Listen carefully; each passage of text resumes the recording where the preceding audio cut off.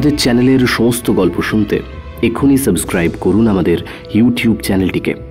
Bell আইকনে click করতে ভুলবেন না সমস্ত গল্পের আপডেট ও নোটিফিকেশনস সবার আগে পাওয়ার জন্য। জয়েন করতে পারেন ফ্রিকি ফ্রাইডে স্টোরিজকে মাত্র 29 অথবা 59 টাকার প্রতি মাসের একটি প্ল্যানের মাধ্যমে, এবং নিজেকে যুক্ত করতে পারেন আমাদের এক্সক্লুসিভ মেম্বার্সদের তালিকায়। কারণ এখন ফ্রিকি ফ্রাইডে স্টোরিজে নিয়মিত আমরা নিয়ে আসছি আমাদের এক্সক্লুসিভ মেম্বার্সদের জন্য এক্সক্লুসিভ কিছু গল্প। তার অ্যাক্সেস সবার আগে পেতে নিজেকে যুক্ত করুন আমাদের এক্সক্লুসিভ মেম্বার্সদের তালিকায়।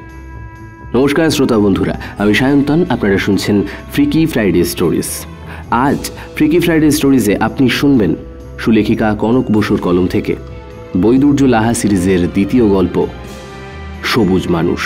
আজকের গল্প পাঠে রয়েছে শুভ, গল্পের সূত্রধার আমি সায়ন্তন, অন্যান্য ভূমিকায় রয়েছে পার্থ ও আর্য। শুনতে থাকুন আজকের বিশেষ গল্প সুলেখিকা কনক বসুর কলম থেকে বৈদুর্য লাহা সিরিজের গল্প সবুজ মানুষ।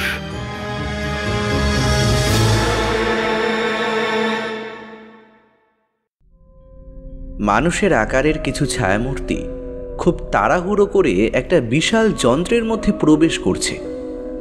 দূর থেকে হলেও তাদের অবয়ব দেখলে বোঝা যায় তাদের মধ্যে স্ত্রী, পুরুষ, এমনকি বাচ্চাও রয়েছে। একজন দুজন দলপতি একটা দুর্ভেদ্য ভাষায় কিছু একটা বোঝানোর চেষ্টা করছে যেন। সেই ভাষা বোঝা না গেলেও বক্তার গলার উদ্বেগ শুনে ভালোই বোঝা যায় যে একটা ভয়ঙ্কর বিপদের মধ্যে তারা তাড়াতাড়ি পড়তে চলেছে। আর সেই বিপদের হাত থেকে বাঁচতেই ওই অদ্ভুত দেখতে যন্ত্রটার পেটের মধ্যে সকলে ঢুকে যাচ্ছে যেন। যখন দলপতিরা বুঝতে পারে যে আর তেমন কেউ বাদ পড়েনি, তারাও ওই বিকট যন্ত্রের পেটের মধ্যে ঢুকে যায়। যন্ত্রের গায়ে লাগানো একটা দরজা ঘর ঘর আওয়াজ করতে করতে তা বন্ধ হয়ে যায়। তারপর একটা ভয়ঙ্কর ঝাঁকুনির সাথে একটা কান ফাটানো শব্দ করে এক রাশ ধুলো উড়িয়ে সেই দানবীয় যন্ত্রটা আকাশে উড়ে যায়। সেটা আকাশে উঠতেই তাদের পরিত্যক্ত ভূমি বোমা পড়ার মতো আওয়াজ করে ফেটে যায় যেন। যদি দূর থেকে দেখা যেত তবে বোঝা যেত একটা আস্ত গ্রহ ধ্বংস হলো ঠিক তখনই। আর একটু আগে যে ছায়ামূর্তিগুলো এই দানবীয় যন্ত্রের পেটের মধ্যে ঢুকে হারিয়ে গেল মহাশূন্যে, তারা এই গ্রহের বাসিন্দা ছিল। ঠিক এই বিপদের আশঙ্কা করেই তারা যন্ত্রের সাহায্যে পালিয়ে বেঁচে গেল সেই ধ্বংস হওয়া থেকে। আসলে এই ঘটনাটা ঘটে আমাদের সৌরজগতের বাইরে আরও একটি সৌরজগতে, যার খোঁজ মানুষ তখনও পায়নি। যদি পেত তবে সেখানেও গিজগিজ করত বাড়ি, ঘর, গাড়ি, ঘোড়া, ধুলোবালি, আর মানুষ হয়ে উঠত আর একটি গ্রহের মালিক। তবে আজ না হয় কাল তো তারা টের পাবেই, কারণ ভয়ঙ্কর দানবীয় যন্ত্রটা, যার বর্তমান নাম স্পেসশিপ, সেটা একটু আগেই সাহারা মরুভূমির সুদূর প্রান্তে এসে থেমেছে। আর তার পেটে লাগানো ধাতুর দরজা ভয়ঙ্কর ঘর ঘর আওয়াজ করে খুলে যাচ্ছে, এবং সেই সাথে কিছু ছায়ামূর্তি বেরিয়ে পড়ছে তার পেটের ভেতর থেকে। চারিদিকে তারা অবাক দৃষ্টিতে চেয়ে আছে। মুহূর্তের মধ্যে জায়গাটা একটা অজানা ভাষার কলরবে ভরে উঠল যেন। তবে সবের মধ্যে বড্ড প্রকট শিশুর কান্না। এটা যে কোনো ভাষাতেই সমান। তারপর আবার তাদের মধ্যে একটা চাঞ্চল্য সৃষ্টি হলো, এবং মুহূর্তের মধ্যে আবার সকলে যন্ত্রের পেটের মধ্যে ঢুকে যায়। শুধু কিছু পুরুষ আবার ফিরে আসে, তাদের হাতে একটা অজানা যন্ত্র। সেটা মাটিতে রেখে একটা লাল রঙের সুইচ টিপতে সেটা বালিয়াড়ির ভেতরে ঢুকতে থাকে। সব মিলিয়ে প্রায় 20-22 জন পুরুষ এই একই কাজ করতে থাকে। একটা সময় বালিয়াড়ির মেঝেতে বালির স্তূপের সৃষ্টি হয়। আবার সেই দলপতিদের একই রকম তাড়াহুড়ো দেখা দিতে থাকে। তাদের হুকুমে আবার সকলে যন্ত্রের পেটের ভেতর থেকে বেরিয়ে এসে সদ্য সৃষ্টি হওয়া গর্তের ভেতর নির্দ্বিধায় একে একে প্রবেশ করতে থাকে। প্রায় সকলে প্রবেশ করে গেলে বেশ কিছুজন আবার সেই গর্ত বুঝিয়ে দিতে থাকে। একটি মানুষ ঢুকতে পারে এমন গর্ত রেখে বাকিটা বুঝিয়ে দিয়ে তারাও একে একে সেই গর্তের মধ্যে ঢুকে যায়।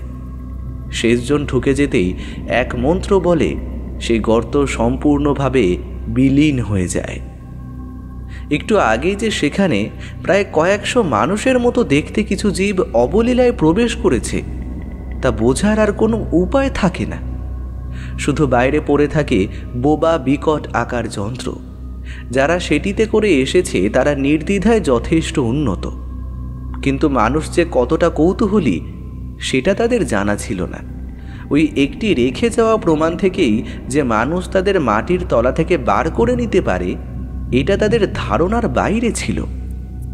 কিন্তু মানুষ যদি এমন জীবের সামনে পড়ে যায় তবে ঠিক কতটা ভয়ানক দ্বন্দ্ব বাঁধতে পারে এখন সেটাই দেখার। একটা প্রমাণ আকারের ঘর, কোনো আইনি নিয়ম ছাড়াই দুভাগে বিভক্ত। একটি ভাগ জুড়ে অজস্র বই এবং নানান রকম বৈজ্ঞানিক সরঞ্জামের ভেতর বসে আছেন প্রফেসর বৈদুর্য লাহা। আর আরও একটি ভাগে সেই রকমই বই পাহাড়ের মধ্যে ডুবে বসে আছেন প্রফেসর লাহার।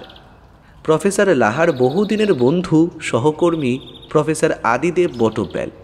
তাদের দুজনের সামনেই একটা যন্ত্র উপস্থিত, অনেকটা ওই আজকের ল্যাপটপ গোছের দেখতে, তবে সেটা আরও ক্রুড ভার্সন। আসলে যেই সময়টা এখানে দেখানো হয়েছে সেটা আজ থেকে অন্তত 50 বছর আগের কথা। তাদের সামনের যন্ত্র দুটি সম্পূর্ণ প্রফেসর বৈদুর্য লাহার সৃষ্ট। যন্ত্র দুটির তাৎপর্য তারা একাধারে রোবট এবং একাধারে কম্পিউটারের মতন কাজ করে। প্রফেসর বৈদুর্য লাহা তাদের নামকরণও করেছেন।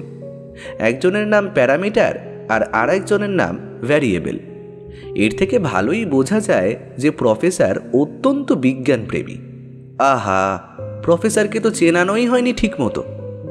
প্রফেসর বৈদুর্য লাহা একজন নামকরা বৈজ্ঞানিক, বয়স আন্দাজ 55, অবিবাহিত এবং দিনের 24টা ঘন্টায় তার মস্তিষ্কের সবকটি অংশ সজাগ থাকে নানান চিন্তাভাবনায়।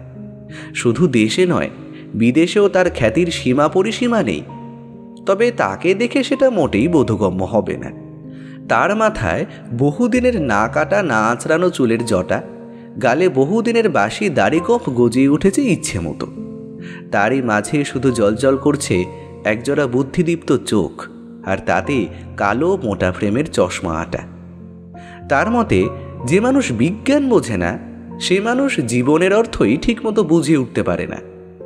এমন আপন ভোলা খ্যাপা বৈজ্ঞানিকদের সঙ্গত করতে ঠিক তারই মতো একজন ভোলা বইপাগল ঐতিহাসিক এবং প্রত্নতত্ত্ববিদ জুটেও গেছেন তার সাথে।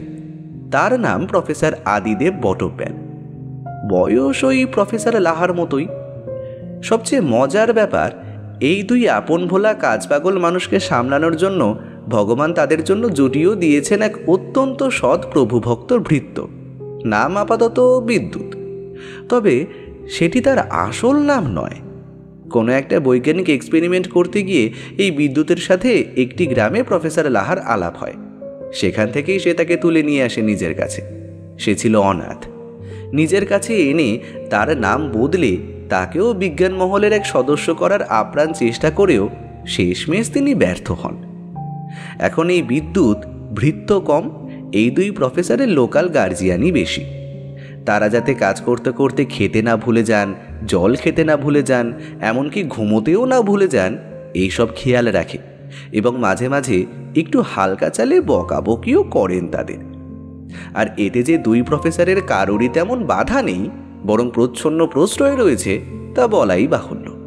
এই যেমন বেলা 1টার সময় এদের ঘরে ঢুকে বিদ্যুৎ দেখেন দুই প্রফেসর এখনও বইয়ের মধ্যে মুখ ডুবিয়ে বসে আছেন। প্রফেসর লাহা মাঝে মাঝে তার সামনে রাখা প্যারামিটারের কিছু একটা কাজও করছেন। সকাল থেকে এই নিয়ে প্রায় 10 বার বিদ্যুৎ তাদের তাড়া লাগিয়েছে যাতে তারা উঠে অন্তত খেয়ে নেয়। তারা দুজনেই সকালের খাবার খাননি। এখন দুপুর গড়িয়ে গেলেও দুজনের কেউই খাবারের কথা মনেও আনছেন না। তাই বিদ্যুৎকে এবার একটু কড়া হয়েই বলতে হলো, তা বাবুরা, আপনারা কি আজ কিছু খাবেন না? আপনাদের দেখে মনে হচ্ছে আপনাদের কিছু না খেলেও চলবে, কিন্তু বাবু আমার যে খিদে তেষ্টা দুটোই পেয়েছে। তা আপনারা যদি না খান তাহলে আমি কেমন করে খাই বলুন দেখি। কাজের সময় এমন অকারণ অযথা কথাবার্তা কাজের কনসেন্ট্রেশনকে বড্ড ব্যাহত করে। বিদ্যুৎকে এবার থামাতেই হবে, না হলে রিসার্চের বড্ড ক্ষতি হয়ে যাচ্ছে। তাই প্রফেসর লাহা বিরক্ত হয়ে বিদ্যুৎকে বললেন, এই শোন, ওইখানে রাখা কাঁচের বয়ামটা নিয়ে আয় দেখি, তাড়াতাড়ি। বিদ্যুৎ কি করতে এসেছিল আর কি করছে, কিন্তু মালিকের কথা তো আর অগ্রাহ্য করলে চলে না। তাই সে পায়ে পায়ে তাকে রাখা কাঁচের বয়ামটা তুলে দেয় প্রফেসরের হাতে। প্রফেসর সেটার ঢাকনা খুলে সেখানে তার নিজের তৈরি একটি বিস্কুটের মতন চ্যাপ্টা জিনিস বের করে বিদ্যুৎকে বলে, এইবার এটা ঝটপট খেয়ে নে তো দেখি। এটা খেলে তোর নিজেরও পেট ঠান্ডা থাকবে আর তোর মাথাও ঠান্ডা থাকবে। তারপর আর আমাদের তেমন বিরক্ত করবি না। যা, এবার পালা, যা। আসলে এই বিস্কুটটা প্রফেসর লাহার তৈরি নতুন খাবার। তাতে শরীরের প্রয়োজনীয় সমস্ত নিউট্রিয়েন্টস সঠিক মাত্রায় রয়েছে। সর্বোপরি এতে যেটি রয়েছে তা হলো পর্যাপ্ত পরিমাণে গ্লুকোজ, যা শরীরে তৎক্ষণাৎ এনার্জি দিয়ে শরীরকে ক্লান্ত হতে বাধা দেয়। এবং রক্তে গ্লুকোজের পরিমাণ সঠিক থাকলে মানুষের খিদেও পায় না, কারণ গ্লুকোজ পড়ে গেলেই মানুষের হাঙ্গার পয়েন্ট সজীব হয়ে যায়। আর গ্লুকোজ সঠিক থাকলে আমাদের শরীরের স্যাটাইটি পয়েন্ট একদম সঠিক থাকে, তাই মানুষের আর খিদে পায় না। প্রফেসর লাহা অনেক ভেবেচিন্তে এটি তৈরি করেছেন। আসলে যখন কাজের চাপ বা নতুন কোনো ভাবনা মাথায় আসে, তখন অযথা খাবার খেয়ে সময় নষ্ট করতে বড্ড দ্বিধা হয় তার। আবার বিদ্যুৎকেও দোষ দিলে চলে না, রক্তমাংসের মানুষ, খিদে তো পাবেই। তাই সেও যদি এটি খেয়ে নেয় তবে তারও তাদের মতো আর খিদে পাবে না, আর তার খিদে না পেলে সে অযথা তাদের বিরক্ত করতেও আসবে না। এমন বিস্কুট তার তৈরি আরও একটি আছে, সেটি অনেকটা আগের মতোই, তবে গ্লুকোজের জায়গায় রয়েছে ল্যাকটোজ। আসলে ল্যাকটোজ আমাদের মস্তিষ্কের কোষ এবং নার্ভ কোষকে উজ্জীবিত করতে সাহায্য করে। সাথে বেশ কিছু ফ্যাটি অ্যাসিড যেমন DHA, EFA এগুলো দিয়ে বেশ উন্নত ধরনের এই খাবারটি প্রফেসর বানান। এর পিছনে প্রফেসর লাহার আরও একটা এক্সপেরিমেন্ট লুকিয়ে রয়েছে। মানুষ যদি তেমন শারীরিক পরিশ্রম না করে তবে তার শরীরের অধিকাংশ এনার্জি রয়ে যায় এবং সেটি পরবর্তীকালে অ্যাডিপোজ ফ্যাট হিসেবে জমে মানুষকে অকারণে মেদবহুল করে তোলে। এই যেমন তারা দুই প্রফেসর সারাক্ষণ মাথার কাজ করে যাচ্ছেন, কিন্তু তাদের শারীরিক শ্রম খুবই কম। এখন চামড়ার তলায় একটি ট্রানজিস্টার লাগিয়ে শরীরের বাড়তি এনার্জিটা যদি তাতে অবসর্ব করিয়ে নেওয়া যায়, তবে পরবর্তীকালে সেই এনার্জি ব্যবহার করে অনেক কিছু করা যাবে। এই যেমন তাদের দুজনের বাড়তি এনার্জির সাহায্যেই প্যারামিটার আর ভ্যারিয়েবল চলছে। আজ থেকে বিদ্যুতের রান্নার কাজ বন্ধ, তাই তার শরীরেও কিছু বাড়তি এনার্জি থাকবে। সেটিকে নেওয়ার জন্য প্রফেসর তার শরীরেও একটি ট্রানজিস্টার লাগিয়ে দেন। সারাক্ষণ তার মাথায় এমনই সব অভিনব বুদ্ধি উৎপত্তি হতে থাকে। তবে এখন তিনি ব্যস্ত একটা নতুন কাজে। তিনি এখন সম্প্রতি বেশ কিছু বৈজ্ঞানিকের সাথে স্যাটেলাইট নামক একটি অত্যাধুনিক আবিষ্কারে মত্ত। যতদূর প্রফেসর লাহা বলেছেন, স্যাটেলাইট একটি কৃত্রিম উপগ্রহ, যা সাধারণত আধা স্বতন্ত্র কম্পিউটার নিয়ন্ত্রিত সিস্টেম। স্যাটেলাইট সাবসিস্টেমগুলি বিদ্যুৎ উৎপাদন, তাপ উৎপাদন, টেলিমেট্রি, ভঙ্গি নিয়ন্ত্রণ, বৈজ্ঞানিক উপকরণ, যোগাযোগ ইত্যাদি অনেক কাজ সম্পন্ন করে থাকে। পৃথিবীতে এমন একটি সময় আসবে যা সম্পূর্ণ এই স্যাটেলাইট নিয়ন্ত্রণ করবে। এই এক্সপেরিমেন্টে প্রফেসর লাহা এবং তার দলবল প্রায় সফল হয়ে এসেছে। আর ঠিক সেই সময় তাদের নিজেদের তৈরি স্যাটেলাইট সিস্টেমে ধরা পড়ে এমন কিছু ওয়েভলেন্থের সিগন্যাল যা সত্যিই চমকে দেওয়ার মতো। এটি যদি সত্যি হয় তবে কিছুদিন আগেই অন্য গ্রহ থেকে একটা আস্ত স্পেসশিপ নেমেছে এই পৃথিবীর বুকে। সিগন্যাল যেটুকু দেখাচ্ছে তাতে সেটা সাহারা মরুভূমির আশেপাশের অঞ্চলে। এখন সেই স্পেসশিপ করে কোনো ভিন গ্রহের প্রাণীও এসেছে কিনা তা তো সময় এবং রিসার্চ বলে দেবে।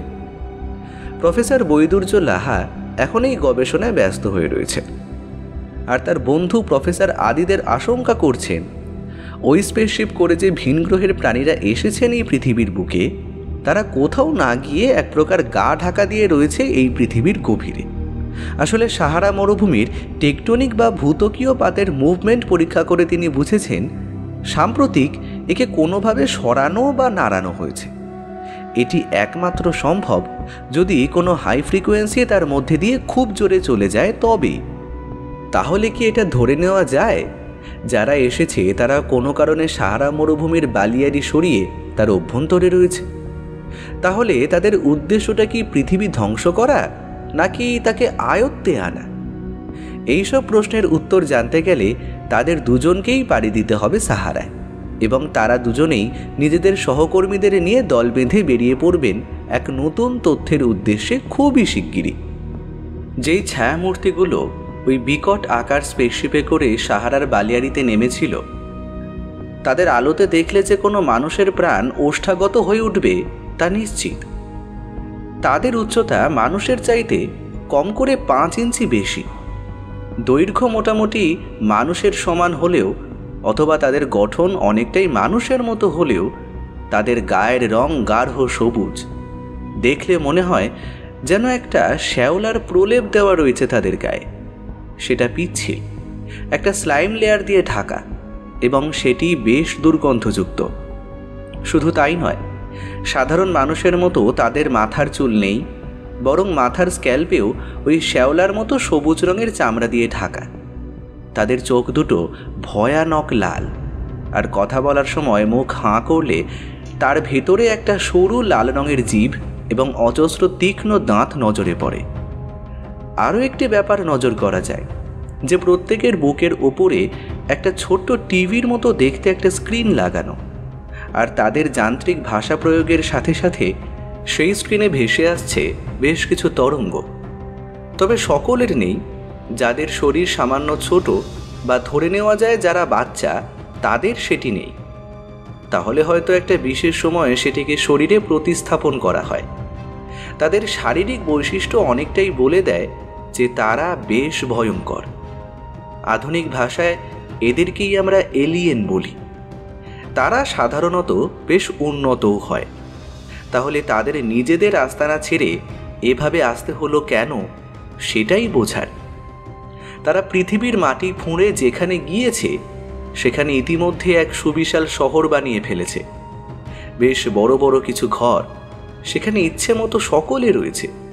পরিবার তৈরির রীতি তাদের মধ্যে আছে কিনা সেটা সত্যিই বোঝা যাচ্ছে না। তবে যেহেতু বাচ্চা রয়েছে তাদের সাথে, তার মানে প্রজনন ক্ষমতা এদের রয়েছে। আর একটা ব্যাপার নজর পড়ছে না, সেটা হলো তাদের রান্নাঘর। তাহলে তারা কি খায়? প্রাণী যখন, খাদ্যের প্রয়োজন তো তাদের থাকবেই, আর খাওয়ার খেলে বর্জ্য পদার্থ দেহে তৈরি হবে। কিন্তু তাদের ওখানে কোনো বাথরুমের ব্যবস্থা নজরে আসে না। এমন অনেক অমীমাংসিত প্রশ্ন উঁকি দিতে থাকে মনের কোণায়। একজন বয়স্ক দলপতি কিছু একটা বোঝানোর চেষ্টা করে বাকিদের। বয়স্ক কারণ বাকিদের থেকে তার চামড়া খানিক বেশি কুঁচকে গেছে। সে একটা লাল রঙের তরল, যা তারা কোনো অজানা পশুর নীলচে চামড়া দিয়ে তৈরি থলের মতো দেখতে কয়েকটা বোতলে করে সঙ্গে করে নিয়ে এসেছিল, সেটার দিকে নির্দেশ করে কিছু বোঝায়।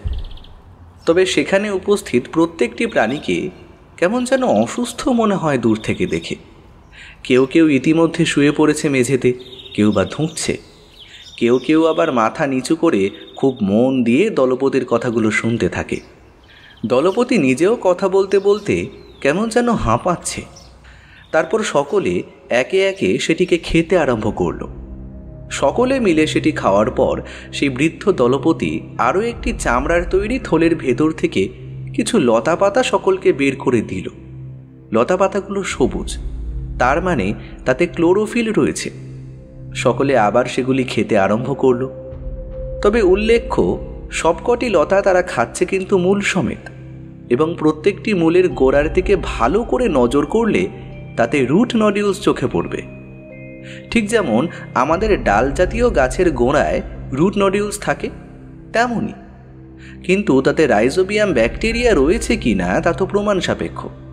হয়তো সেই রুট নডিউলসে থাকা ব্যাকটেরিয়ার সাহায্যেই তাদের মেটাবলিজম বৃদ্ধি পায়। লাল তরল আর লতা পাতা খেয়ে সকলে এক প্রকার টলতে টলতে শুয়ে পড়ে মেঝেতে। এ কি স্বেচ্ছা মৃত্যু নাকি অন্য কিছু? সকলে শুয়ে পড়ার পর দলপতি হঠাৎ আরও একটি চামড়ার তৈরি থলে থেকে একটা ছোট্ট টিভির স্ক্রিনের মতো দেখতে যন্ত্র বের করে। সেটিকে খানিকটা আমাদের এখানকার অটোমেটিক লকের মতো দেখতে। একটা নির্দিষ্ট কিউআর কোড না দিলে সেটি খুলবে না। তিনি আরও কয়েকজনের সাহায্যে সেই শহরের যান্ত্রিক দরজা টেনে লাগিয়ে ওই লকের সাহায্যে পাকাপাকিভাবে এবং নিশ্চিন্ত মনে সেটিকে আটকে সেও শুয়ে পড়ে বাকিদের পাশেই। সে ভীষণভাবে নিশ্চিত থাকে কারুর পক্ষে এই চাবি খোলা সম্ভব নয়। কিন্তু সে মানুষ জাতিকে চেনে না। মানুষ যে পাতাল থেকেও তার ইচ্ছে মতো জিনিস বের করে আনতে পারে তা তার কল্পনার বাইরে ছিল। তাদের ব্যবহারে এটা অনুমান করা যায় যে পৃথিবীতে আসার পর থেকে তারা টের পায় তাদের শরীরে কোনো মারণ রোগ বাসা বেঁধেছে। সেটা থেকে মুক্তি পেতেই তারা সকলে তাদের গ্রহ থেকে আনা লাল তরল পান করে আর সামান্য খাবার খেয়ে হাইবারনেশনে চলে যায়, যাতে সেখান থেকে ফিরে আসার পর তারাও সম্পূর্ণ রোগমুক্ত হয়ে যেতে পারে। তবে সবার আগে ডিজিটাল তালায় 15 বছর সেট করে তারা ঘুমিয়ে পড়ে, যাতে 15 বছরের আগে তাদের এই ঘুম কেউ ভাঙতে না পারে। তবে আশ্চর্যের বিষয়, কোনো প্রাণী 15 বছর না খেয়ে এমনি ঘুমিয়ে কেমন করে কাটাতে পারে? সরীসৃপ শীতকালে হাইবারনেশনে যায় ঠিকই, কিন্তু তা তো ওই 2-3 মাসের জন্য। অনেক ব্যাকটেরিয়া স্পোর তৈরি করে তাতে থাকতে পারে খাওয়ার জল আর অক্সিজেন ছাড়া, কিন্তু সেটাও তো বছরখানেকের জন্য। কিন্তু এরা কিভাবে এই রকম জল খাওয়ার ছাড়া 15 বছর কাটানোর চেষ্টা করছে সেটাও জানা যাবে, তবে গবেষণার পর। তবে আরও একটি বিষয় ভাবতে হবে, প্রত্যেকটি প্রাণীর একটি এনার্জির উৎস দরকার পড়ে। আমরা যেমন পরোক্ষভাবে সূর্যের উপরে নির্ভরশীল, তারা অন্য গ্রহের প্রাণী হলেও সেখানে আমাদের মতোই সূর্য থাকাটা বাঞ্ছনীয়। সেইখান থেকে তারা শক্তি পেয়ে থাকতে পারে। কিন্তু 15 বছর ঘুমিয়ে থাকলে তারা শক্তি কিভাবে পাবে? কোনো খাওয়ারও তারা খাবে বলে তো মনে হয় না। এ যেন চিরনিদ্রায় চলে যাওয়ার প্রস্তুতি পর্ব। কিন্তু সকলের চোখের আড়ালে তাদের মাথার ওপরে যে একটা যন্ত্র চলছে সেটা খেয়াল করলেই সেই রহস্যের সমাধান হয়ে যাবে। তাদের গ্যালাক্সির যে সূর্য, হয়তো তার থেকেই বেশ কিছুটা শক্তি সেই যন্ত্রের মধ্যে করে তারা নিয়ে এসেছে। তাহলে বলতেই হয় তাদের টেকনোলজি আমাদের তুলনায় অনেকটাই উন্নত মানের। কিন্তু তারা নিজেরাও ভাবতে পারে না যে তাদের ভাবনার বাইরে গিয়েও মানুষ অসাধ্য সাধন করতে পারে। তারা যখন নিশ্চিন্তে ঘুমিয়ে পড়েছে, ঠিক তখনই দুজন মানুষ বিজ্ঞানের সাহায্যে তাদের খোঁজ পেয়ে তাদের উদ্দেশ্যে রওনা দিয়েছেন সুদূর কলকাতা থেকে এই সাহারা মরুভূমিতে। সেই সুদূর কলকাতা থেকে প্রায় 15-16 ঘন্টার জার্নিতে বেশ ক্লান্ত হয়ে পড়েছেন দুই প্রফেসর। তাদের সাথে এসেছে তাদের নিজেদের কাজের জগতের কিছু মানুষ বা সহকর্মী, আবার স্টুডেন্টও বলা চলে। তারা প্রত্যেকটা পদক্ষেপে দুজনকে নানা রকমভাবে সাহায্য করে চলেছে। তবে এইবার তাদের সাথে বিদ্যুৎও এসেছে। এখানে তার কাজ বলতে সঠিক সময়ে প্যারামিটার আর ভেরিয়েবলকে ট্রানজিস্টরের সাহায্যে চার্জ করে নেওয়া, আর এই দুই প্রফেসরকে সেই 2 রকম বিস্কিট খেয়ে নিতে মনে করিয়ে দেওয়া। কারণ তারা নাকি এক ভয়ানক এক্সপেরিমেন্ট করতে এখানে এসেছেন এবং এক একটি সেকেন্ডও তাদের জন্য তথা পৃথিবীর জন্য দরকারি।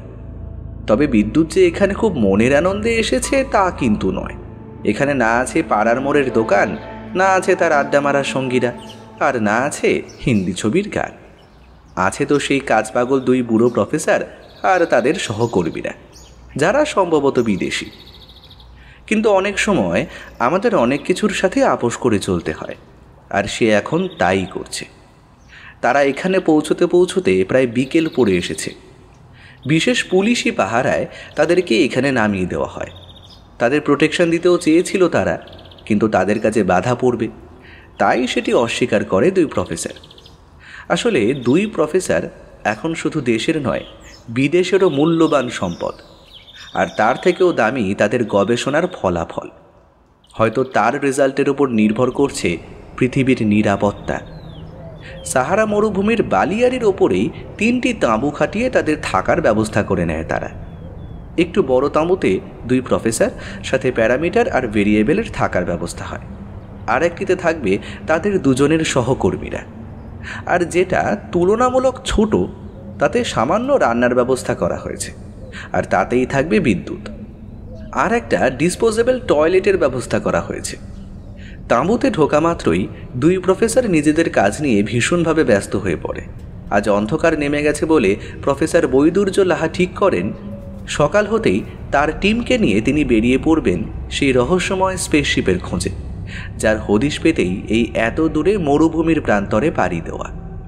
আর প্রফেসর আদিদেবও তার টিমের সাথে তাদের কাজের প্ল্যান ঠিক করে নেন। তারাও সকাল হতেই সেই জায়গার খোঁজে নেমে পড়বেন যেখানে টেকটনিক মুভমেন্টের একটা রেশ পেয়েছেন সেইখানে। কাল লম্বা কাজের প্ল্যান থাকায় দুই প্রফেসর তাদের সহকর্মীদের বিশ্রাম করতে বলেন ঠিকই, কিন্তু তারা নিজেরা জেগে বসে থাকেন তাঁবুর বাইরে। তাদের মাথার ওপরে তারায় ভরা আকাশ। দুজনেই সেই দিকে তাকিয়ে ভাবতে থাকেন তাদের গবেষণা যদি ঠিক হয় তবে এই মিল্কি ওয়ের বাইরে আরও এক মিল্কি ওয়ের থেকে বেশ কিছু প্রাণী এই সময় তাদের টাইম জোনেই বসবাস করছে। তারা কি পারবে তাদের খুঁজে বের করতে? আর তারা যদি পৃথিবীর জন্য ক্ষতিকর হয় তবে তারা কি পারবে তাদের কবল থেকে পৃথিবীকে মুক্ত করতে? একটা সময় তাদের দুজনের চোখের মনি সম্পূর্ণ সোজাসুজি একে অপরের দিকে একই ফোকাল লেন্থে এসে থামে। তাদের দুজনেরই ঠোঁটের কোণে একটা স্মিত হাসির রেখা ফুটে ওঠে। তাদের যে এই মুহূর্তে চিন্তার কেন্দ্রবিন্দু এক, সেটা তারা বুঝে যায় হয়তো। একেই বোধহয় বিজ্ঞানের ভাষায় বলা হয় টেলিপ্যাথি, আর আমাদের ভাষায় মনের মিল। সে যাই হোক, তাই বোধহয় তারা বন্ধু। সকাল হতেই তড়িঘড়ি তাঁরা বেরিয়ে পড়েন দুই দিকে। নিজেদের প্ল্যান মাফিক তারা এগোতে থাকেন। যাওয়ার আগে প্রফেসর লাহা বিদ্যুৎকে বলে যায় বিকেলের আগে দুই দলের মধ্যে কেউ না ফিরলে সে যেন প্যারামিটার আর ভেরিয়েবলের সাহায্যে তাদের খোঁজ নিতে থাকে। তাঁবুতে একটি তার পাঠানোর যন্ত্র আছে, সেটির সাহায্যে রেস্কিউ টিমকে যেন সে খবর পাঠায়।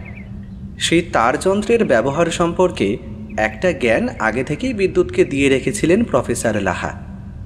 এই এত সাবধানবাণী শুনে একটু ভয় ভয় করতে থাকে বিদ্যুতের। এমন অভিযানে সে আগে আসেনি তা নয়, তবে কোনোবার তো প্রফেসর এত কিছু বলে যান না। কিন্তু এই কাজে বেরোনোর আগে তাকে কোনো প্রশ্ন করলে তাকে যে বেশ কড়া ভাষায় তিরস্কার পেতে হবে সেটা সে ভালোই জানে। অগত্যা সে চুপ করে সব নির্দেশ শুনে নেয় এবং মনে মনে দুর্গা নাম জপ করে দুই দলকে বিদায় জানায়।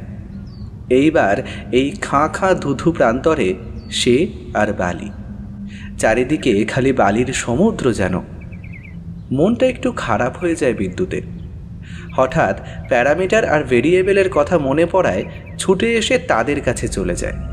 আর সেই তো, সে একা কোথায়? এই দুইজন শক্তিশালী বুদ্ধিমান বন্ধু থাকতে তার ভয়েরও কিছু নেই, আবার মন খারাপেরও কিছু নেই। এখন দিব্য তাদের সাথে বেশ খোশ গল্প করা যাবে। আগে একটু নিজে খেয়ে প্যারামিটার আর ভেরিয়েবলের গায়ে ট্রানজিস্টার লাগিয়ে তাদেরও এক প্রকার খাবার দিয়ে বেশ খোশ মেজাজে গল্প করতে বসে বিদ্যুৎ প্যারামিটার আর ভেরিয়েবলের সাথে। সে হেসে বলে, কি ভাই প্যারামিটার, তোমার যে একটা কবিতা শুনেছিলাম, তা কি তোমার মনে আছে? একটা ঘটাং ঘটাং যান্ত্রিক আওয়াজ করে সে ঘাড় নেড়ে জানায় যে তার মনে আছে। হ্যাঁ, তাহলে শোনাও দেখি। প্যারামিটার সবে একটা যান্ত্রিক আওয়াজ তুলে কিছু একটা বলতে যাচ্ছিল।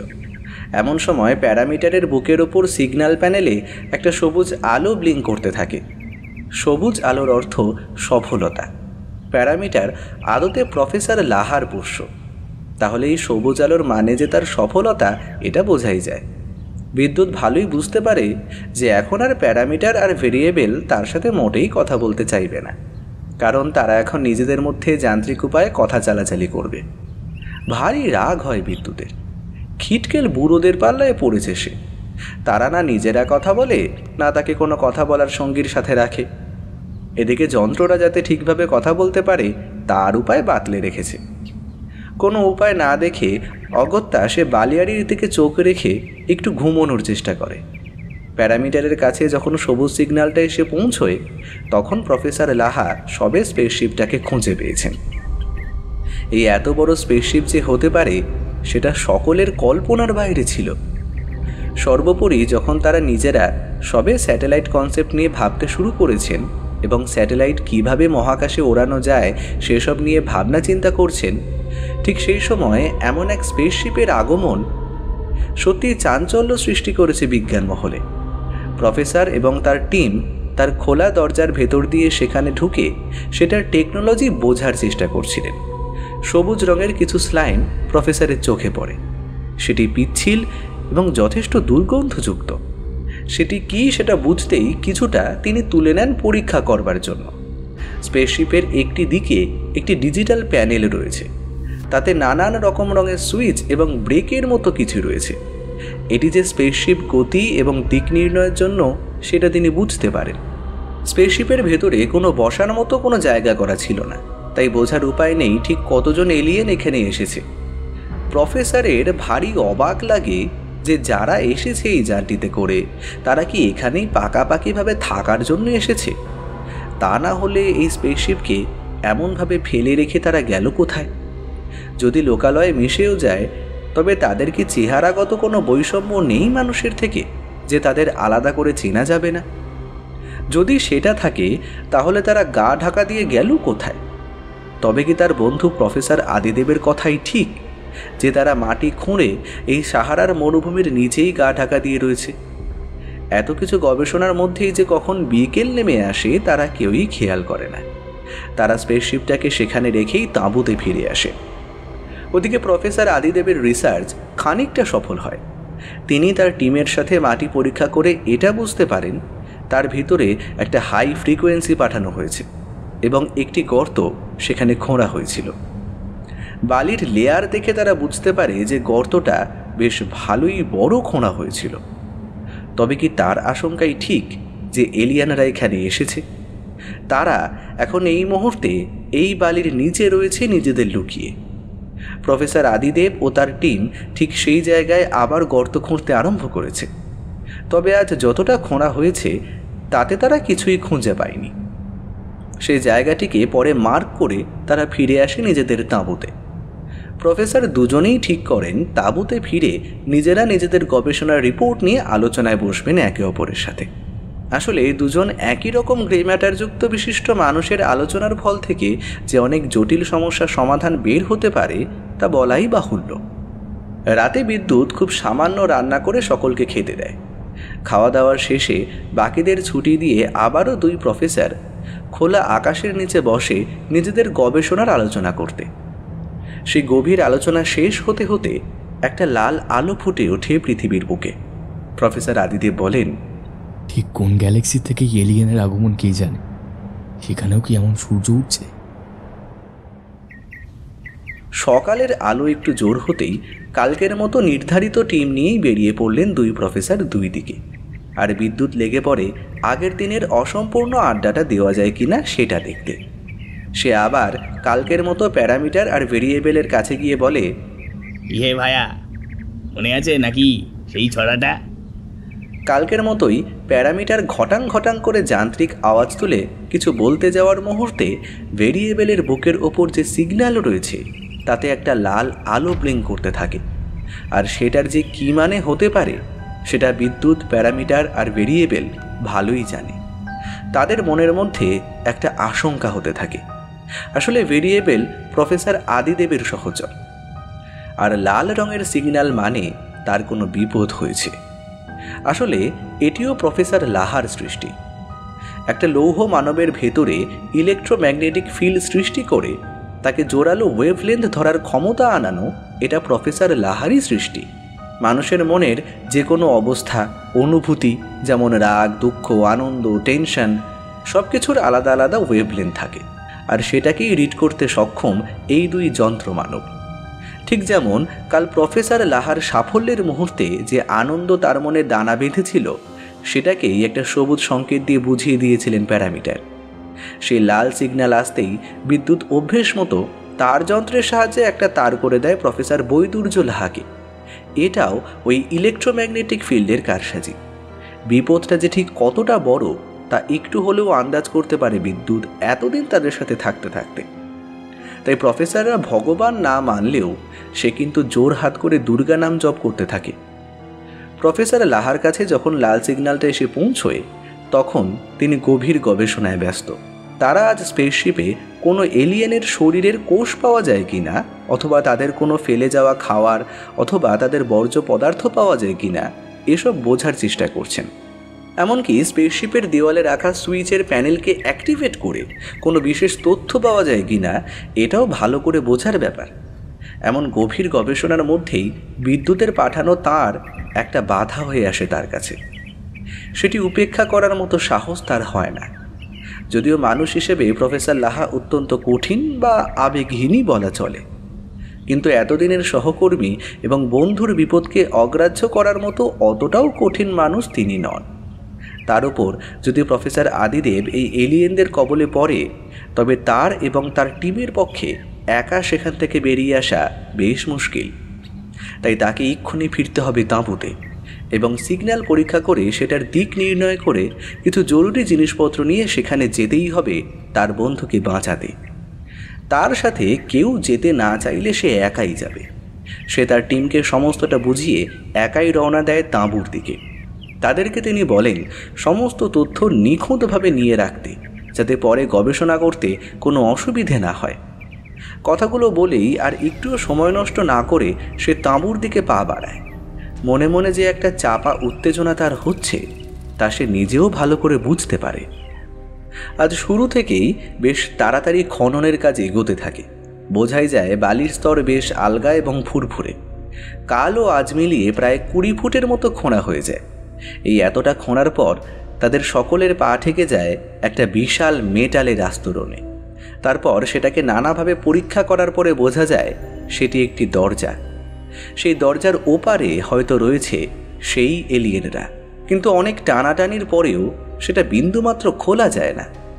তাদের কাছে থাকা ছেনি, হাতুড়ি, কোদাল বা খননের আর যে সমস্ত যন্ত্রপাতি থাকে সব কিছু দিয়ে একবার সেই আস্তরণের মুখ খোলার চেষ্টা করা হয়, কিন্তু কোনোভাবে সেটা খোলে না। হঠাৎ প্রফেসর আদিদেবের গলায় ঝোলানো QR কোডের মতো কার্ড, যেটা দিয়ে তিনি ভেরিয়েবলের সাথে যোগাযোগ স্থাপন করতে পারে, সেটা ওই দরজার একটি বিশেষ অংশের একটু কাছাকাছি আসতেই শরীরের মধ্যে একটা অজানা আশঙ্কা ঘিরে ধরে সকলকে। কারণ সেটি কাছাকাছি আসতেই একটা ভয়ঙ্কর ঝাঁকুনি খেয়ে আস্তে আস্তে ঘর ঘর শব্দ করে খুলে যায় রহস্যের সমাধানের দরজা প্রত্যেকের চোখের সামনে। প্রফেসর আদিদেবের মতে তার বন্ধু প্রফেসর লাহার মতো এত বুদ্ধিমান এবং চৌকস মানুষ এই পৃথিবীতে আর একটিও নেই। কিন্তু পৃথিবীর বাইরে কিছু এলিয়েনের মাথায় তার বন্ধুর মতো এত বুদ্ধি আছে, সেটা দেখেই তার বিস্ময়ের সীমা নেই। তা না হলে তার বন্ধুর তৈরি এমন লক প্যাটার্ন তারা কিভাবে ব্যবহার করতে জানতে পারে? এটা সত্যিই আশ্চর্যের। যাই হোক, দরজা খুলে যেতে খুব সন্তর্পণে আস্তে আস্তে তারা ভেতরে ঢুকে যেতে থাকে। প্রফেসর লাহার বুদ্ধিতে এখন যে কোনো এক্সকাভেশনে যাওয়ার সময় তিনি এবং তার টিম প্রফেসর লাহার তৈরি বেশ কিছু এমার্জেন্সি টুল তাদের কাছে রাখেন। এই যেমন একটি লেজার গান, বেশ কিছু প্রাণঘাতক এবং প্রাণদায়ী ওষুধ। প্রাণঘাতক ওষুধগুলি যে শত্রুপক্ষের জন্য সেটা বলাই বাহুল্য। তাই তাদের মনে একটু হলেও সাহস রয়েছে। তারা পা টিপে টিপে দরজা ঠেলে ভেতরে ঢুকতেই তাদের সামনে খুলে যায় একটা আস্ত শহর, কিন্তু সে এক ঘুমন্ত শহর। তারা দেখতে পায় চতুর্দিকে ছড়িয়ে ছিটিয়ে কিছু সবুজ রঙের অদ্ভুত জীব নানান রকম ভঙ্গিতে মেঝেতেই লুটিয়ে শুয়ে রয়েছে। তাদের চোখের পাতা বন্ধ, অর্থাৎ তারা ঘুমিয়ে রয়েছে। এবং যে বিকট আওয়াজ করে দরজা খুলে তারা ভেতরে ঢুকে এলেও তাতেও তাদের ঘুম যে ভাঙল না, এটাই আশ্চর্যের। প্রফেসর আদিদেব ও তার টিম আস্তে আস্তে তাদেরকে ঘুরে ফিরে দেখতে থাকে। তারা সংখ্যায় যে ঠিক কত এই মুহূর্তে বোঝা বড্ড কঠিন, তবে সেটা শখানেকের উপরে সেটা বোঝাই যায়। চতুর্দিকে একটা গুমোট গন্ধে ভরে উঠেছে, কিন্তু সেটি এই এলিয়েনদের গায়ের গন্ধ কিনা সেটা বোঝা যায় না। প্রফেসর আদিদেব দেখতে পান চতুর্দিকে সবুজ রঙের কিছু স্লাইম পড়ে রয়েছে। তিনি চিনতে পারেন এমন ধরনের স্লাইমের স্যাম্পেল কালই প্রফেসর লাহা তাকে দেখিয়েছিলেন। তার মানে তার বন্ধুর এবং তার গবেষণার ফল সঠিক। উত্তেজনায় লাফিয়ে উঠতে চায় প্রফেসর আদিদেব, কিন্তু বাঁধ সাথে সেই স্লাইম। প্রফেসর সেই স্লাইমের উপর পা পিছলে পড়ে যান একটি এলিয়েনের উপর, এবং হঠাৎ করে তার গায়ে একটি 70 কিলোর ওজনের কিছু পড়ে যেতে চমকে গিয়ে তার কাঁচা ঘুম ভেঙে যায়।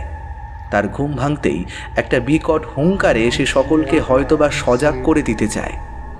আস্তে আস্তে সেই শুয়ে থাকা সবুজ রঙের অজানা জীবদের ঘুম ভাঙতে থাকে। ঘুম ভেঙে তারা প্রফেসর আদিদেব ও তার টিমকে দেখে, অর্থাৎ বেশ কিছু মানুষকে দেখে তাদের বিরক্তির এবং বিস্ময়ের সীমা থাকে না।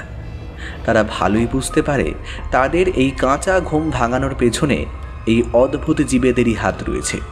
কিন্তু সবচেয়ে আশ্চর্যের বিষয়, তাদের এমন পাকাপোক্ত লক প্যাটার্ন ভাঙার কাজ মোটেই সহজ নয়। তাহলে এরা কি তাদের চেয়েও বুদ্ধিমান কেউ? এদের দ্বারা কি তাদের কোনো ক্ষতি হতে পারে? এই ভেবে প্রত্যেকটি এলিয়েন বিকট হুঙ্কার ছাড়তে থাকে। তারপর একে একে উঠে তারা এগিয়ে আসতে থাকে প্রফেসরদের দিকে। কিন্তু এগিয়ে আসার আগেই তাদের সকলের মুখ দিয়ে একটা বিচিত্র তরল বের হতে থাকে। তাতে একটা তীব্র ঝাঁঝালো গন্ধ, অনেকটা অ্যামোনিয়ার মতো। এরই মধ্যে প্রফেসর আদিদেবের টিমের দুজন এই বিচিত্র এলিয়েনদের চেহারা দেখে ভয়ে জ্ঞান হারিয়েছেন। এখন এই ঝাঁঝালো অ্যামোনিয়ার গন্ধ তিনি এবং বাকিরা কতক্ষণ সহ্য করতে পারবেন সেটাই দেখার। প্রফেসর বুঝতে পারেন তিনিও জ্ঞান হারাতে চলেছেন, তাই তিনি একটি বিপদ সংকেত পাঠিয়ে রাখেন ভেরিয়েবলের কাছে। তিনি জানেন সেই সিগন্যাল তার বন্ধু দেখলে নিশ্চয়ই তিনি আসবেন। তাদের এই অজানা বিপদের হাত থেকে একমাত্র প্রফেসর লাহা ছাড়া কেউ তাদের বাঁচাতে পারবে না। জ্ঞান হারানোর আগে প্রফেসর আদিদেব বোঝার চেষ্টা করেন এলিয়েনদের মুখ দিয়ে যেটা বেরোচ্ছে সেটা কি আদতে কোনো অস্ত্র, না তাদের বর্জ্য পদার্থ। তবে চারিদিকে এত ঝাঁঝালো গন্ধের মধ্যে তার মাথা ঝিম ধরে যায় এবং একটা সময় তার সক্রিয় মস্তিষ্ক কোষগুলো নির্জীব হয়ে যায় এবং তিনি সম্পূর্ণরূপে জ্ঞান হারান। প্রফেসর লাহার কাছে সিগন্যাল আসতেই তিনি টের পেয়ে যান বিপদের মাপকাঠি ঠিক কতটা। তাঁবুতে ফিরতেই ভেরিয়েবলের কাছে আসা সিগন্যালটা পরীক্ষা করে তার নিজস্ব বেশ কিছু জরুরি জিনিস ব্যাগে ভরে তড়িঘড়ি সেই সিগন্যালের গতিপথ লক্ষ্য করে সেটার দিকে রওনা দেন। যাওয়ার আগে অবশ্য বিদ্যুৎকে বেশ কিছু জরুরি কথা জানিয়ে দিয়ে যান তিনি। এই যেমন রেস্কিউ টিমকে একটা তার পাঠানো এবং তার টিম ফিরে আসলে তাদেরকেও ভেরিয়েবলের কাছে আসা সিগন্যালটি দেখিয়ে দেওয়া।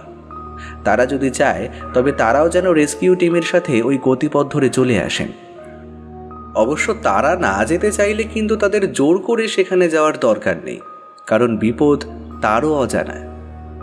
প্রায় 1.5 ঘন্টা চলার পর প্রফেসর লাহা দেখতে পায় একটা বিশাল গর্ত, এবং সেটি যে কতটা গভীর তা উপর থেকে বোঝা সত্যিই দুষ্কর। তবে সেটি যে প্রফেসর আদিদেব এবং তার টিমেরই তৈরি তা তিনি বুঝেই যান, কারণ উপর থেকে সেই গর্তে নামার জন্য একটা দড়ির সিঁড়ি সেখানে লাগানো রয়েছে। বয়স তার হয়েছে ঠিকই, তবে মস্তিষ্কের বয়স খুবই কম, তাই হয়তো শরীরটা অন্যান্য 55 বছর বয়সীদের থেকে খানিকটা সতেজ। তিনি খুব সহজেই সেই সিঁড়ি দিয়ে নিচে নেমে যেতে থাকেন। তিনি বুঝতে পারেন ভেতরটা ভীষণ অন্ধকার, তাই মাথায় একটি হেলমেট, তার সাথে ফিট করা একটি হ্যালোজেন ল্যাম্প পরে তিনি সিঁড়ি দিয়ে নামতে থাকেন। নামতে নামতে তিনি বুঝতে পারেন না ঠিক কতটা গেলে তল পাওয়া যাবে, তবু একটুও না থেমে নামতে নামতে একসময় তিনি পৌঁছে যান সেই সবুজ প্রাণীদের শহরে। তবে এখন তারা সকলেই সজাগ। তাদের লাল দুটো চোখ জল জল করছে, তাদের মুখ দিয়ে অনবরত একটা তরল অনবরত বেরিয়ে চলেছে এবং তার থেকে একটা ঝাঁঝালো অ্যামোনিয়ার গন্ধ। সেই গন্ধে যে কোনো মানুষের শ্বাসরোধ হয়ে যেতেই পারে। গন্ধটা পাওয়ার পরেই তিনি ব্যাগ থেকে একটি অক্সিজেন মাস্কের মতো জিনিস মুখে পুরে নেন। চতুর্দিকে তিনি দেখতে পান সবুজ রঙের কিছু জীব এধার থেকে ওধার হেঁটে চলে বেড়াচ্ছে, কিন্তু তার বন্ধু এবং বাকিরা কোথায়? তারা যে এখানে নেমেছে সে বিষয়ে তিনি নিশ্চিত। দূরে দাঁড়িয়ে তিনি খুব নিখুঁতভাবে লক্ষ্য করতে থাকেন এলিয়েনদের গতিবিধি, কারণ শত্রু যদি সম্পূর্ণ অজানা হয় তবে তাকে কাবু করা খুব কঠিন হয়ে পড়ে। তবে প্রথমে বুঝতে হবে তারা আদেও ক্ষতিকর কিনা, কারণ তারা ক্ষতিকর না হলে তাদের তিনি কেনই বা ক্ষতি করবেন। তিনি দূর থেকে লক্ষ্য করতে থাকেন যে এখানে কিছু ঘরের মতো বানানো হয়েছে চ্যাপ্টা পাথর জাতীয় কিছু জিনিস দিয়ে। এই গাঁথনি করা দেওয়াল দিয়ে কয়েকটা ঘরের মতো বানানো আছে। সেই গাঁথনি যে বেশ পুরনো তা তিনি বুঝতে পারেন, কারণ এমনই একটি গাঁথনির দেওয়ালের আড়ালে লুকিয়ে তিনি সবটা লক্ষ্য করতে থাকেন। যদি পুরনোই হয় তবে এগুলো নিশ্চয়ই তারা বা তাদের পূর্বপুরুষেরা করেছিল, নাকি অন্য কেউ। যদি অন্য কেউ করেও থাকে তবে এর খোঁজ তারা কি করে পেল সম্পূর্ণ অন্য গ্রহ থেকে? তারা সংখ্যায় কতজন? তাদের গায়ের রং সবুজ, অর্থাৎ তারা কি শাকাহারী? তিনি স্লাইম দেখতে পান, যা তিনি স্পেসশিপে দেখতে পেয়েছিলেন, এবং স্পেসশিপের সেই গুমোট গন্ধটাও তিনি পান। স্পেসশিপে করে তারা এসেছে এটা এখন প্রমাণিত। তার মানে এরা যে খুব বেশি দিন এখানে আসেনি সেটা বোঝাই যায়। কিন্তু এত কিছুর পরেও তার বন্ধুর কিন্তু খোঁজ মেলে না। এরা তার কোনো ক্ষতি করে দেয়নি তো? এবার তাকে আড়াল থেকে বের হতেই হবে। তার হাতে লেজার গানটা নিয়ে তিনি একটু একটু করে আড়াল থেকে প্রকাশ্যে আসে প্রফেসর বৈদুর্য লাহা। তিনি আড়াল থেকে বেরিয়ে আসতেই তাকে এলিয়ানরা অবাক হয়ে দেখতে থাকে। তাদের অবাক হওয়ার কারণ রয়েছে যথেষ্টই, কারণ পরপর একের পর এক এই মানুষগুলো কি করে তাদের হদিশ এত সহজে পাচ্ছে, আর তাদের এতদিনের গবেষণা করে বার করা লক প্যাটার্নই বা এরা কীভাবে ভেঙে ফেলছে, বা মাটির এত নিচে এরা কিভাবে এত সহজে পৌঁছে যাচ্ছে। তারা কয়েকজন ওই দলপতিদের একটি ছোট দল তার দিকে এগোতে থাকায় তিনি চুপ করে থাকেন। কিন্তু হঠাৎ তারা এক প্রকার ক্ষেপে গিয়ে তার দিকে ধেয়ে আসতেই তিনি তার লেজার গানটি তাক করে। তারপর তাদের দিকে একটি রেডিয়েশন ছুঁড়ে দিতে থাকে। রেডিয়েশন তাদের দিকে এসে লাগতেই তাদের গায়ের থেকে কিছুটা স্লাইম গলে পড়তে থাকে। তার মানে হিট প্রয়োগ করে এদের কাবু করতে পারা সম্ভব। কিন্তু তা পুরোপুরি সত্যি না, কারণ যে কত তাদের শরীরে হচ্ছিল তা নিমেষের মধ্যেই আবার পূরণ হয়ে যাচ্ছে। তবে তিনি তো এদের তেমন ক্ষতি করতেও চান না এখনই। তার লেজার গানে তাদের বিশেষ কোনো ক্ষতি না হলেও তারা খানিকটা ভয় পেয়ে এলিয়েনরা পিছিয়ে যায়, একটু থমকেও যায় যেন। তাকে সামনে এগোতে দিয়ে তারা সরে যায়। প্রফেসর তখন দেখতে পান তার বন্ধু প্রফেসর আদিদেব এবং তার বাকি সহকর্মীদের। তারা সকলেই বোধহয় জ্ঞান হারিয়েছে, সেটাই স্বাভাবিক। এত অ্যামোনিয়ার গন্ধে কোনো সুস্থ মানুষই ভালো থাকতে পারে না। তবে তারা মাস্ক কেন পরল না কে জানে। না, এরা তাদের কোনো বাঁধন দিয়ে বাঁধেনি, এমনকি কোনো ক্ষতিও করেনি। তার মানে তারা হয়তো এতটা হিংস্র বা ক্ষতিকর নয় যতটা তিনি ভাবছেন। তিনিও যেমন এদের থেকে খানিকটা ঘাবড়েছেন, এরাও হয়তো তাদের দেখে ঠিক তেমনই ঘাবড়ে গিয়েছে। এখন এদের বোঝাতে হবে যে তিনি এদের অযথা কোনো ক্ষতি করবেন না, বরং তাদের যদি কোনো সমস্যা হয়ে থাকে তার সুরাহা করার চেষ্টা করবেন। এর ফাঁকে অবশ্য তাদের থেকে তিনি জরুরি কিছু তথ্য পেতে পারেন, যা ভবিষ্যতে তার গবেষণার কাজে ভীষণ গুরুত্বপূর্ণ হবে। প্রফেসর লাহা তাড়াতাড়ি প্রফেসর আদিদেব ও তার সঙ্গীদের কাছে গিয়ে ব্যাগ থেকে জলের বোতল বের করে তাদের চোখে মুখে ছিটিয়ে তাদের জ্ঞান ফেরানোর চেষ্টা করেন। তাদের জ্ঞান ফিরে আসতেই তিনি তাদেরকে একটু জল খেতে বলে তড়িঘড়ি তাদেরই ব্যাগ থেকে মাস্ক নিয়ে প্রত্যেককে সেটা পরতে বলেন, কারণ মাস্ক না পরলে তারা আবার জ্ঞান হারাবে। একটু সুস্থ বোধ করতেই প্রফেসর লাহাকে প্রফেসর আদিদেব বলেন, তুমি এসেছো? হ্যাঁ, তুমি এসেছো। আমি আমি আমি জানতাম তুমি আসবে, আমি জানতাম। এরা এরা বড় ভয়ানক জীব। তুমি না আসলে হয়তো আমাদের মেরেই ফেলতো। আর ওই ওই ওই তীব্র গন্ধে এখনো আমার শ্বাসকষ্ট হচ্ছে। তোমরা মাস্ক পরোনি কেন? আর লেজার গানটা দিয়েছিলাম কি করতে? প্রফেসর আদিদেব তাকে কিছু বলতে গেলে প্রফেসর লাহা তাকে থামিয়ে তাদের সকলকে একটু আশ্বাস দিয়ে তিনি পায়ে পায়ে এগিয়ে যান দলপতিদের দিকে। গায়ে লাগানো সিগন্যাল প্যানেল তিনি আগেই লক্ষ্য করেছিলেন, তাই তিনি তার সিগন্যাল প্যানেল, যা দিয়ে তিনি প্যারামিটার, ভেরিয়েবল এবং তার বন্ধুর সাথে যোগাযোগ স্থাপন করতে পারেন, সেই প্যানেল দেখে দলপতিদের দলটা একটু আশ্বস্ত বোধ হয়। তাদের মধ্যে একটি দুর্ভেদ্য ভাষায় শুরু হয় এক বিচিত্র কথোপকথন। একেই বোধহয় বলে বিজ্ঞানের তাৎপর্য। প্রফেসর বৈদুর্য লাহার নির্দেশে বিদ্যুৎ তাড়াতাড়ি রেস্কিউ টিমকে খবর পাঠায়। প্যারামিটার আর ভেরিয়েবলকে ট্রানজিস্টার লাগিয়ে চার্জ করিয়ে রেখে দেয়, কারণ সে জানে তাদের আজ লাগতে পারে। এরপর সে অপেক্ষা করতে থাকে প্রফেসর লাহার বাকি সহযোগীদের জন্য। সে মুখে যাই বলুক না কেন, এই দুই বৃদ্ধ যে তার রক্ষাকর্তা এবং অন্নদাতা, তার উপর এদের উপর তার একটা মায়া যে জন্মায়নি একেবারেই তা নয়। এই দুইজন যাতে সবসময় ভালো থাকে, ঠিক সময়ে খাওয়া দাওয়া করে, এগুলো সে যে শুধু দায়বদ্ধতা দেখে করে তা কিন্তু নয়, একটা মায়া বা আবেগের তাড়নাতেও সে সেটা করে। তাই যতক্ষণ না রেস্কিউ টিম আসছে বা বাকিরা ফিরে কিছু একটা উপায় বের হচ্ছে, ততক্ষণ তার শান্তি কিছুতেই হচ্ছে না। সে একবার তাঁবুর ভেতরে একবার বাইরে উদ্বেগ নিয়ে যাতায়াত করছে। মাঝে মাঝে অবশ্য প্যারামিটার আর ভেরিয়েবলের সাথে সামান্য কথা বলছে, তবে তার বিষয়বস্তু ওই একই। তাদের কাছে আর কোনো সিগন্যাল এসেছে কিনা, তারা আর কিছু বুঝতে পারছে কিনা। এদিকে প্রফেসর লাহা এলিয়েনদের সাথে গভীর আলোচনায় ব্যস্ত। তিনি তাদের সাথে যেটুকু কথোপকথন করতে থাকেন তার সবটাই সাংকেতিক। তিনি তাদের থেকে যেটুকু জানতে পারেন তা বেশ অভাবনীয়। তারা তাকে জানায় পৃথিবীর বুকে এই শহর ঠিক কত বছর আগে করা, তা হিসেব করে বলতে গেলে ওই মোটামুটি 300 বছর আগে। এই কথায় বেশ চমকে যায় প্রফেসর লাহা। এরা এতটাই উন্নত যে মানুষ যে ভাবনা এখন ভাবছে, এরা সেই ভাবনা 300 বছর আগে থেকেই কার্যকর করে তুলেছে। তারা জানায় 300 বছর আগে তাদের গ্রহে একটি মারণ রোগ আসায় তাদের পূর্বপুরুষেরা এই পৃথিবীর মাটির নিচেই আশ্রয় নেয়, কারণ তারা একেবারেই ঠান্ডা সহ্য করতে পারে না। শুধু তাই নয়, তাদের গা অত্যন্ত পিচ্ছিল, তাই পৃথিবীর নানান রকম ব্যাকটেরিয়া বা ভাইরাস খুব সহজেই তাদের আক্রান্ত করতে পারে। তাদের পূর্বপুরুষেরা এই শহরটিকে এমনভাবে বানিয়ে যায় যাতে এই শহরের দরজা 15 বছর পর পর একটি স্পেসিফিক QR কোডের সাহায্যে শুধুমাত্র খোলা বা বন্ধ করা যায়। তাই প্রফেসর আদিদেব ও তার টিম সেখানে ঢুকে আসায় তারাও একটু অবাক হয় যে এমন প্রযুক্তির লক প্যাটার্ন কোনো মানুষ খুলে ফেলতে পারে এত সহজে, এটা জেনে।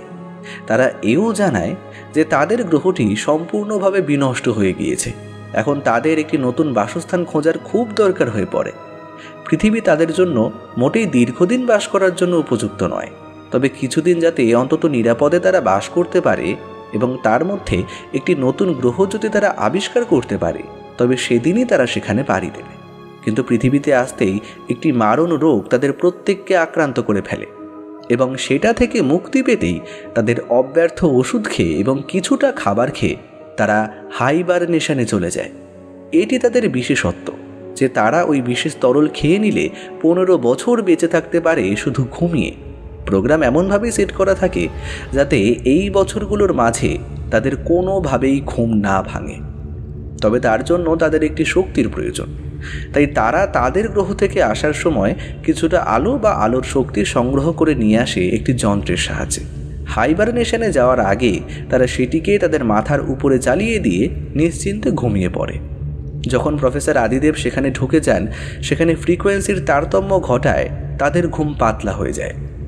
প্রথমটায় মানুষ দেখে তারা অত্যন্ত ঘাবড়ে যায় এবং ভয়ও পায়, তবে এখন তাদের আর তেমন ভয় করছে না, কারণ যে মানুষ বিজ্ঞান বোঝে সে কিছুতেই তাদের শত্রু হতে পারে না। তিনি এও বলেন এখন তারা সংখ্যায় মোট 240 জনে এসেছে। তাদের মধ্যে নারী পুরুষ এই 2 লিঙ্গই বর্তমান, তাই তাদের প্রজনন অনেকটা মানুষেরই মতো, তবে তাদের একটি বিশেষ সময় সেটিরই দরকার পড়ে। তারা যখন দেখে তাদের মৃত্যুহার বেড়ে গিয়েছে, ঠিক তখনই তাদের মধ্যে প্রজননের দরকার পড়ে। তারা নতুন এলিয়েন সৃষ্টি করে। তারা একটু বড় হলে তাদের বুকের ওপর একটি সিগন্যাল প্লেট বসিয়ে দেওয়া হয় প্রযুক্তির দ্বারা। প্রফেসর এবার জানতে চান এই অ্যামোনিয়া গ্যাসটি কোথা থেকে আসছে। দলপতি জানান তাদের ঘুমের মেয়াদ তারা 15 বছর সেট করে ওষুধ খেয়ে ঘুমিয়েছিলেন। সময়ের অনেক আগে ঘুম ভেঙে যাওয়ায় তারা প্রত্যেকেই এখন অতিরিক্ত বর্জ্য ত্যাগ করছে, আর সেই বর্জ্য থেকেই এমন অ্যামোনিয়ার গন্ধ আসছে। আসলে তারা একটি বিশেষ গাছ খেয়ে থাকে। তার রুটে থাকে কিছু বিশেষ ব্যাকটেরিয়া যা তাদের শরীরে নাইট্রোজেন সৃষ্টি করে, তাদের বাঁচিয়ে রাখতে সাহায্য করে। আর এর ফলেই তাদের বর্জ্য পদার্থের মধ্যে প্রচুর পরিমাণে অ্যামোনিয়া থাকে। সাধারণত তারা আলাদা জায়গায় বর্জ্য ত্যাগ করে, কিন্তু এতদিনের জমা বর্জ্য এবং ওষুধের প্রভাবে তারা আর নিজেদের সামলাতে না পেরে এখানেই বর্জ্য ত্যাগ করে ফেলে। এটি বোধহয় মানুষ ও অমানুষের পার্থক্য। এইবার দলপতিকে একটু অন্যমনস্ক দেখায়। কোনো কারণে সে বেশ চিন্তিত হয়ে পড়ে। প্রফেসর লাহা সেটির কারণ জানতে চাওয়ায় সে প্রফেসর লাহাকে জানায় এত বর্জ্য পরিত্যাগের ফলে প্রত্যেকের এবার অতিরিক্ত খাবারের প্রয়োজন পড়বে, কিন্তু তাদের সাথে অতটাও খাওয়ার হয়তো নেই। আর এলিয়েনেরা খিদে তেমন সহ্য করতে পারে না। অতিরিক্ত খিদে পেলে তারা ভায়োলেন্ট হয়ে যায়। প্রফেসর বৈদুর্য লাহা তার বানানো দুটো বিস্কুটের কথা তাকে জানাতে সে অত্যন্ত আগ্রহের সাথে সেগুলোকে গ্রহণ করে। তবে তার আগে অবশ্য নিউট্রিয়েন্টের লিস্ট বুঝে নেয় প্রফেসরের থেকে, এমনকি নিজে খেয়েও সেটা পরখ করে নেয়। কি অদ্ভুত তার বিচার বিবেচনা, তার প্রজাদের প্রতি কি দায়িত্ববোধ তার। প্রফেসর বলেন, আপাতত এই বিস্কুটগুলো দিয়ে তাদের খিদে মিটুক, পরে না হয় ভেবেচিন্তে কোনো খাবার বানিয়ে নেওয়া যাবে। কিন্তু একটি ছোট এলিয়েন বিস্কিটের কৌটো খুলতে গিয়ে সকলের চোখের অলক্ষ্যে প্রফেসরের ব্যাগ থেকে একটি বড় মাপের শিশি বের করে সেটিকে টেনে খুলতেই মুহূর্তের মধ্যে সে চিৎকার করে প্রাণ হারায়। তাকে বাঁচাতে আসা আরও একটি এলিয়েন মারা যায়। এরপর একের পর এক এলিয়েন ওই শিশির কাছে আসতেই সকলে মারা যেতে থাকে। বাকিদের বদ্ধমূল ধারণা হয় যে প্রফেসর বন্ধুত্ব পাতিয়ে তাদেরকে আসলে মারতেই এসেছে। তারা হিংস্র হয়ে তাদেরকে আক্রমণ করতে আসে। প্রফেসর তাদের অনেক বোঝাতে চায় এটা সম্পূর্ণ অ্যাক্সিডেন্ট। ঘটনাটাকে আরও জটিল করে তোলে রেস্কিউ টিম। তারাও ঠিক তখনই সেখানে পৌঁছয়। একসাথে অতগুলো মানুষকে দেখে তারা হকচকিয়ে যায়, তবে তারাও লড়াই করার জন্য প্রস্তুত হয়ে যায়। পরিস্থিতি অত্যন্ত বেগতিক দেখে প্রফেসর লাহাই শেষ পর্যন্ত তার সহযোগীদের বলেন তাদের ব্যাগে থাকা ওই বিশেষ শিশিটার মুখ খুলে ধরতে। কয়েকটা শিশি খুলতেই জায়গাটা সম্পূর্ণ ধোঁয়ায় ভরে ওঠে, আর একের পর এক এলিয়েন চিৎকার করে মারা যায়। হয়তো প্রফেসর এটা করতেন না, কিন্তু এলিয়েনরা মানুষের ওপর আঘাত হানলে সেই আঘাত যে মানুষ কোনো মতেই সামলাতে পারবে না সেটা সে ভালোই বুঝতে পেরেছিলেন। তাই বাধ্য হয়ে তাকে এই চরম ডিসিশন নিতে হয়। আজ প্রফেসর বৈদুর্য লাহা এবং তার সহকর্মীদের সংবর্ধনা দেওয়া হচ্ছে ভারত সরকারের পক্ষ থেকে। তারা যে পৃথিবীকে এক বিশাল বিপদের হাত থেকে বাঁচিয়েছেন, এই সংবর্ধনা তার তুলনায় কিছুই নয়। তার ওপর তার নতুন সৃষ্টি করা সোলার প্যানেল এক অভিনব পদক্ষেপ। তার থেকে মানুষ এবং পরিবেশ দুই ভীষণভাবে উপকৃত হবে। তারপর তার স্যাটেলাইটের উপর পরীক্ষা বেশ অনেকটাই সফল হয়েছে।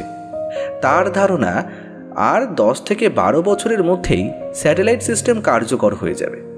যখন প্রত্যেকটা মানুষ প্রফেসরকে নিয়ে মাতামাতি করছে, প্রফেসর কিন্তু মন মরা হয়ে বসে আছে এক কোণায়। একসময় তাকে স্টেজে ডাকা হয় কিছু বলবার জন্য। তিনি সমস্ত বাহবা নির্দ্বিধায় প্রত্যাখ্যান করে বলেন, এই সোলার প্যানেল সৃষ্টি করেছে আসলে এলিয়েনরা। প্রধান ভাবনায় ছিল তাদের। তারা এমন একটি প্যানেল অনেক আগেই তৈরি করে নিয়ে এসেছিল তাদের গ্রহ থেকে। আমি শুধু ওই স্ট্রাকচারটিকে নতুনভাবে গড়ে তুলেছি মাত্র। আর স্যাটেলাইটের গবেষণা আমরা যখন ভাবছি, তারা তখন সেটিকে তৈরি করে কার্যকর করে দেখিয়ে দিয়েছে। এমনকি তাদের এমনই আত্মবিশ্বাস যে খুব সহজে তারা তাদের তৈরি স্পেসশিপকে কোনো পাহারা ছাড়াই ফেলে রেখে চলে যেতে পারে। তারা জানে তাদের যখন দরকার পড়বে তারা এমন স্পেসশিপ আবার বানিয়ে নিতে পারবে। ঠিক তাদের ফেলে রাখা স্পেসশিপ থেকে অনেকটা তথ্য না পেলে এই গবেষণা এত সহজে শেষ হতো না হয়তো। তিনি টেবিলে রাখা বোতল থেকে খানিকটা জল খেয়ে আবার বলেন, হ্যাঁ, শুধু তাই নয়, দলনেতা কাকে বলে, তাদের কতটা দায়িত্ববোধ সেটাও তাদের থেকে শিখতে হয়। আমার নিজের প্রতি অত্যন্ত ঘৃণা জন্মেছে। যারা আমাকে এতটা বিশ্বাস করে এত এত কথা জানিয়েছিল, তাদেরকে মেরে ফেলার উপায় বলে দিয়েছি। তাই এই সংবর্ধনা আমার প্রাপ্য নয়, এটার যোগ্য অধিকারী সেই এলিয়েনরা। কথাগুলো বলে তিনি স্টেজ থেকে নেমে চলে যান। বাড়িতে গিয়ে অন্ধকার করে বসে সেই দিনটার কথা তার মনে পড়তে থাকে। যে শিশিটি বাচ্চা এলিয়েনটা খুলে ফেলেছিল সেটি আসলে লিকুইড নাইট্রোজেনের শিশি। তারা আসলে একেবারেই ঠান্ডা সহ্য করতে পারত না। ঠান্ডার সংস্পর্শে আসলে তাদের শরীরের কোষগুলি খুব সহজে কোয়াগুলেট অর্থাৎ জমে যেত। আর সেটাই হয়েছিল সেই দিন। লিকুইড নাইট্রোজেনের সাধারণ বয়েলিং পয়েন্ট -320 ফারেনহাইট।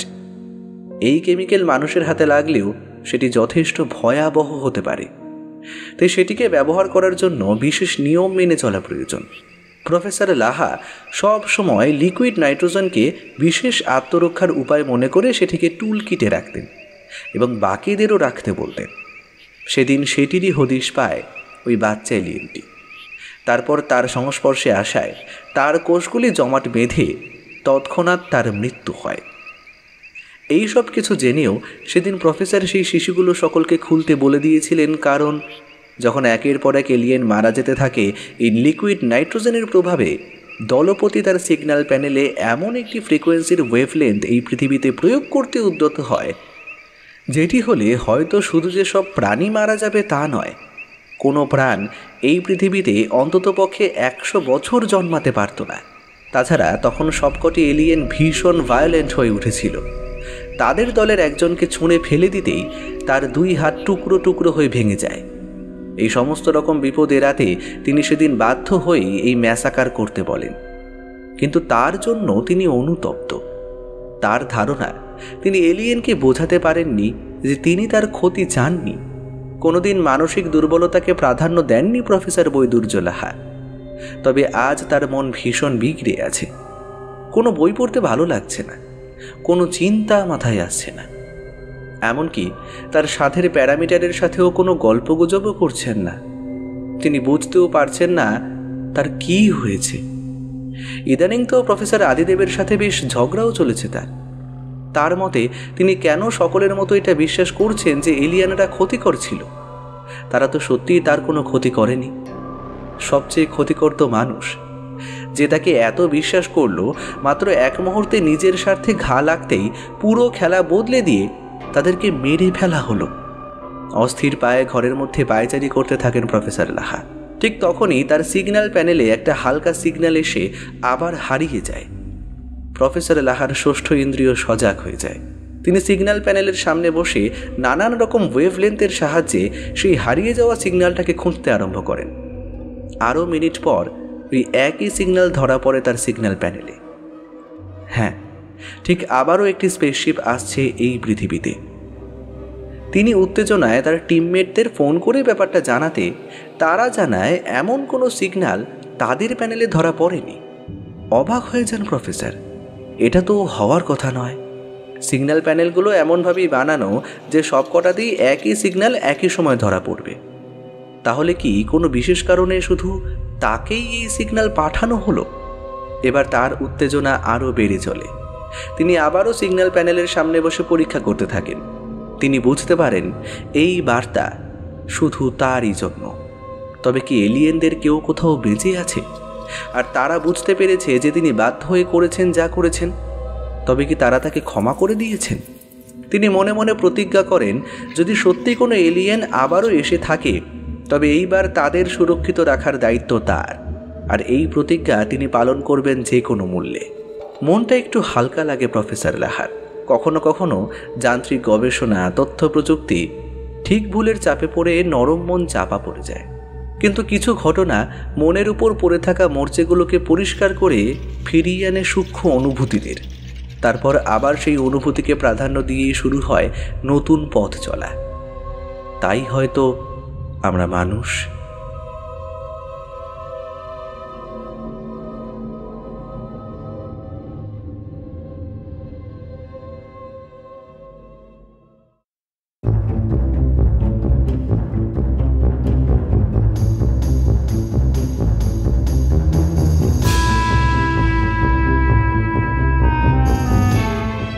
এতক্ষণ আপনি শুনছিলেন সবুজ মানুষ, রচনা কনক বসু, গল্প পাঠে ছিল শুভ, প্রফেসর বৈদুর্য লাহার ভূমিকায় ছিল পার্থ এবং অন্যান্য ভূমিকায় ছিল আর্য।